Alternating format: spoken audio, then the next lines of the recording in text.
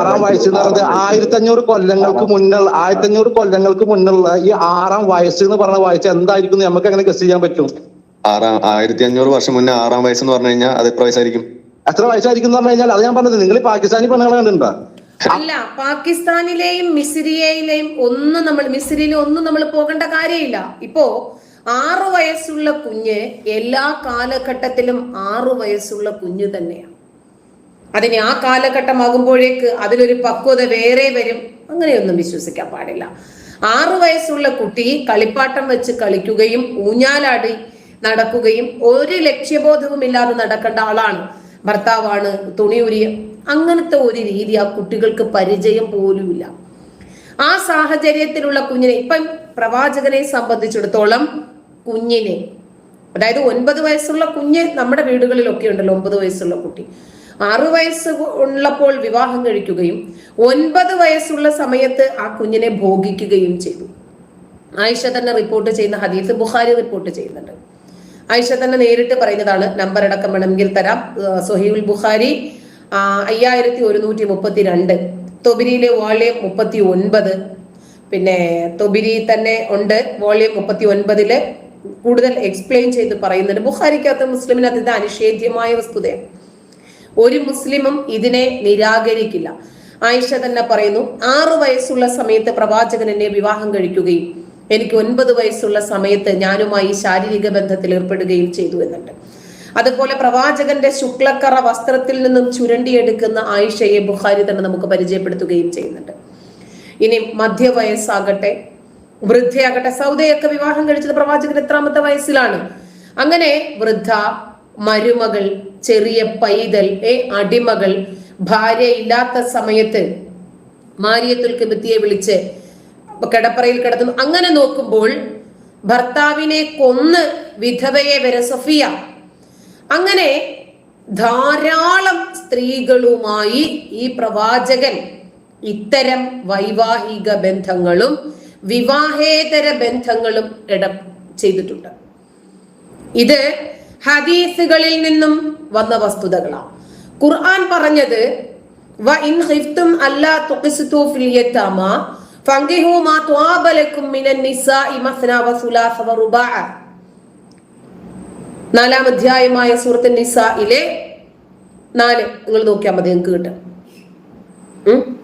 അപ്പോ ഫാത്തിഹ, മൂന്നാം അധ്യായമാണ്. അപ്പോ ഇങ്ങനെ വളരെ കൃത്യമായി ഖുർആൻ പറഞ്ഞ വസ്തുതകൾ മാത്രമേ നമ്മൾ പറഞ്ഞിട്ടുള്ളൂ.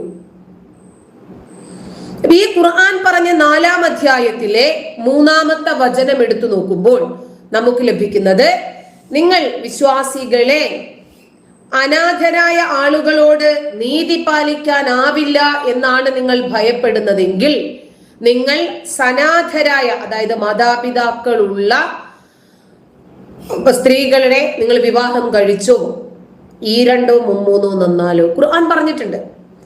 2 3 നന്നാലോ വിവാഹം കഴിക്കാൻ പറഞ്ഞിട്ട് പ്രവാചകൻ എത്ര കെട്ടി എന്ന് നിങ്ങളൊന്ന് പറയൂ. പ്രവാചകൻ എത്ര വിവാഹം കഴിച്ചു? ഖുർആൻ വിശ്വാസികളോട് 4 വിവാഹം കഴിക്കാൻ പറഞ്ഞു.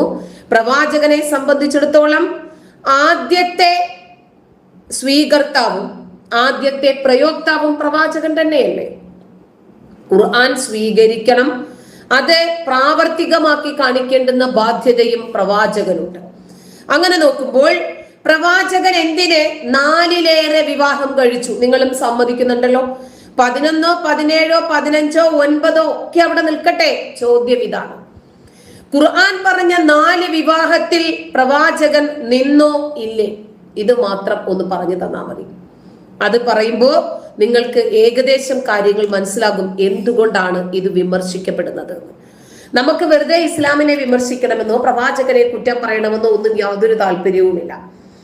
മറ്റേതെങ്കിലും മതത്തിൽ ഇങ്ങനെ ഒരു പ്രവാചകൻ ഉണ്ടെങ്കിൽ, ഇങ്ങനെ ഒരു പടച്ചവൻ ഉണ്ടെങ്കിൽ ഞങ്ങൾ ആ വസ്തുതകൾ മനസ്സിലാക്കിയാൽ ഉറപ്പായിട്ടും ഇന്നത്തെ ജനാധിപത്യ വ്യവസ്ഥിതി അനുസരിച്ചിട്ട് നമ്മൾ അതിനെതിരെ സംസാരിക്കും. അതായത് നിങ്ങൾ എന്നെ തെറി പറഞ്ഞു, അതൊന്നും എടുത്ത വിഷയമല്ല. പ്രിയപ്പെട്ട സുഹൃത്തുക്കളെ, സ്നേഹം കൊണ്ട് പറയാ, ഇത് എന്റെയും മതം തന്നെയല്ലേ, ഞാനിത് ഉപേക്ഷിച്ചു എന്ന് കരുതി മുസ്ലിം മാതാപിതാക്കളുടെ മകളായി ഇസ്ലാമിക അന്തരീക്ഷത്തിൽ തന്നെയാണ് ഞാനും ജനിച്ചു വളർന്നത്. ഇസ്ലാമിനെ കുറിച്ച് തന്നെയാണ് പഠിച്ചതും പഠിപ്പിച്ചതും ഫോളോ ചെയ്തതും എല്ലാം. അതുകൊണ്ട് ഈ മതത്തോട് എനിക്കും കൂറുണ്ട്. എൻ്റെ ഭർത്താവും മക്കളും സഹോദരങ്ങളും മാതാപിതാക്കളും ഒക്കെയുള്ള മതം. ആ മതം നന്നായി കാണാൻ ഞാൻ ആഗ്രഹിക്കുന്നു. ആ മതത്തെ ഇങ്ങനെ മറ്റുള്ളവർ പുഴുക്കുത്താകുന്ന രൂപത്തിൽ സംസാരിക്കരുത് എന്ന് ഞാൻ ആഗ്രഹിക്കുന്നു. എനിക്കത് അക്സെപ്റ്റ് ചെയ്യാൻ പറ്റുന്നില്ല. അതുകൊണ്ട് ഞാൻ അതിനെ വിമർശിക്കുന്നു. ഇസ്ലാം നിങ്ങൾ വിചാരിക്കുന്നത് പോലെയല്ല, ഈ ഉസ്താദുമാര് പറയുന്നത് പോലെയല്ല എങ്കിൽ അങ്ങനെ അഭിപ്രായമുള്ളവർ ശരിയായ ഇസ്ലാമിനെ ജനങ്ങളുടെ മുമ്പിൽ കാണിച്ചു കൊടുക്കണം. അപ്പോ നമ്മൾ പറയും നമ്മുടെ മതം ഇങ്ങനെയാണ്, നമ്മുടെ മതം ഭയങ്കരമായ ചക്കരയാണെന്നൊക്കെ നമ്മൾ പറയും. നമുക്ക് പറയാം, കുഴപ്പമൊന്നുമില്ല. പക്ഷെ ഇത് ചക്കര ആകണമല്ലോ, എന്നാലല്ലേ നമുക്കതിനെ പറയാൻ പറ്റുള്ളൂ. ഇത് നിങ്ങളൊന്നും വിമർശിക്കുന്നതിൽ ഒരു വസ്തുതകളുമില്ല, പ്രാമാണികമായിട്ടല്ല നിങ്ങൾ വിമർശിക്കുന്നത് എന്ന് നിങ്ങൾക്ക് പറയാൻ പറ്റണ്ടേ? ഇതിനകത്ത് ധാർമ്മികതകളില്ല, ഇതിനകത്ത് ജനാധിപത്യമില്ല, മാനവികതകളില്ല. ഇതിനകത്തുള്ളത് സർവോപരി സ്ത്രീ വിരുദ്ധതകളാണ്. എല്ലാ തരത്തിലുമുള്ള അധാർമിക പ്രവർത്തനങ്ങളും ഇതിനകത്തുണ്ട്. ഇപ്പോ ഒരു ദിവസത്തേക്ക്, അല്ലെങ്കിൽ ഒരാഴ്ചത്തേക്ക്, അതുമല്ലെങ്കിൽ ഒരു മാസത്തേക്ക് ഒക്കെ ഉപാധികൾ നിശ്ചയിച്ചുകൊണ്ട് നടത്തപ്പെടുന്ന വിവാഹം, മുത്അ വിവാഹം, നിങ്ങൾ ആരെങ്കിലും കേട്ടിട്ടുണ്ടോ മുത്അ വിവാഹത്തെ കുറിച്ച്? താൽക്കാലിക വിവാഹം. പ്രവാചകൻ ബിസിനസ് ആവശ്യാർത്ഥം, അതുപോലെ പിന്നെ യുദ്ധത്തിന്, കൊള്ളയടി, ഇതിനൊക്കെ ആയിട്ട് പല രാജ്യങ്ങളിലും പോകുമ്പോൾ സെക്സ് ഇല്ലാതെ പറ്റില്ല. അന്നേരം ആ സമയത്ത് താൽക്കാലികമായി ഒരു കരാർ പ്രകാരം ഒരു ദിവസത്തേക്ക്, 3 ദിവസത്തേക്ക്, ഒരു മാസത്തേക്ക്, അങ്ങനെയൊക്കെ കരാർ പ്രകാരം വിവാഹം കഴിക്കാറുണ്ട്.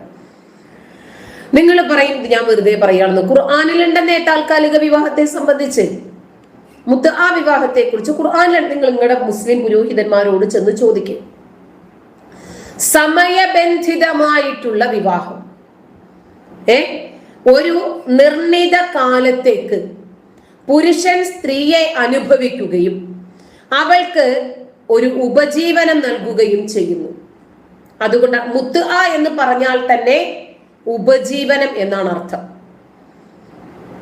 പിന്നീടാണ് അയ്യോ ഇതൊരു മോശം പ്രവണതയാണല്ലോ, നിങ്ങളുടെ ഭാഷയിൽ പറഞ്ഞാൽ മക്ക മുശ്രിക്കുകൾ, ജാഹിലിയ കാലഘട്ടക്കാർ, അവരിതിനെ വിമർശിച്ചു. ഇത് എന്ത് തരത്തിലുള്ള മനുഷ്യനാണ് നിങ്ങള്?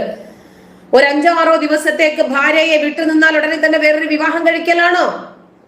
അങ്ങനെ അദൃശ്യം അറിയുന്ന അള്ളാഹുവിന് അറിയാൻ പറ്റിയില്ല. ഒരു വിഭാഗം ആളുകൾ ഇതിനെ നിശ്ചിതമായി വിമർശിച്ചുകൊണ്ട് രംഗത്ത് വരുന്ന കാലഘട്ടം ഉണ്ടാകുമെന്ന്. അങ്ങനെയാണ് അത് തെറ്റാണ് എന്ന് ബോധ്യപ്പെടുത്തി ആ വിവാഹം നിർത്തലാക്കുന്നത്. പക്ഷേ ഖുർആനിലുണ്ട്. ഖൈബർ എന്ന ഒരു യുദ്ധമുണ്ട് ഇസ്ലാമില്. ആ യുദ്ധ ദിവസമാണ് നബി മുത്അ വിവാഹം കഴിച്ചത്, അല്ല മുത്അ വിവാഹം നിരോധിക്കുന്നത്. എന്നിട്ട് നാടൻ കഴുതയുടെ മാംസവും ഇനി കഴിക്കരുത് എന്ന് പറഞ്ഞു. എന്നിട്ട് ഇത് വീണ്ടും പ്രവാചകന്റെ ആളുകളല്ലേ, ഒരു വിവാഹം കഴിക്കാനുള്ളൊരു സാഹചര്യമല്ലേ കിട്ടിയത്, അവർ തുടർന്ന് പോയിക്കൊണ്ടേയിരുന്നു. പിന്നെ ഉമറിന്റെ കാലഘട്ടത്തില് മിമ്പറിൽ വെച്ച്, അതായത് പ്രസംഗ പീഠത്തിൽ വെച്ച് മുത്അ വിവാഹത്തെ ഉമറാണ് നിരോധിക്കുന്നത്. ഇത് തെറ്റായിരുന്നെങ്കിലും സഹാബികൾ, അതായത് പ്രവാചകന്റെ അനുചരന്മാർക്ക് അത് വേണമായിരുന്നു, പ്രവാചകൻ അത് തന്നതാണ്, അങ്ങനെ അവര് മുന്നോട്ട് കൊണ്ടുപോയി. മുത്അ വിവാഹം അനുവദനീയമാണ് എന്ന് പ്രവാചകന്റെ ചില അനുചരന്മാരിൽ നിന്നും, അതുപോലെ അതിനുശേഷം വന്ന ആളുകളുണ്ട്, സ്വഹാബിമാർക്ക് ശേഷം വന്ന ആളുകളാണ് താബിഉകൾ, അവരെ പിൻപറ്റിയ ആളുകൾ, അവരൊക്കെ റിപ്പോർട്ട് ചെയ്യുന്നുണ്ട്. ഇപ്പോ ഇബ്നു അബ്ബാസ്, അദ്ദേഹത്തിന്റെ തഹദീബു സുനൻ എന്ന് പറയുന്ന ഒരു ഗ്രന്ഥമുണ്ട് അദ്ദേഹത്തിന്റെ. ഇബ്നു അബ്ബാസ് പ്രവാചകന്റെ അനുചരനാണ്. ഇതൊരു നല്ല ആചാരമായതുകൊണ്ട് എല്ലാവരും ഇത് ചെയ്യാൻ തുടങ്ങിയതാണ് അദ്ദേഹം റിപ്പോർട്ട് ചെയ്യുന്നത്. പിന്നീട് അദ്ദേഹം ആ അഭിപ്രായത്തിൽ നിന്ന് പിന്മാറി. അത് ചുരുക്കി പറഞ്ഞാല് ഇന്നത്തെ വ്യഭിചാര കേന്ദ്രങ്ങൾ ഇതിന്റെ അതേ സമാനമായ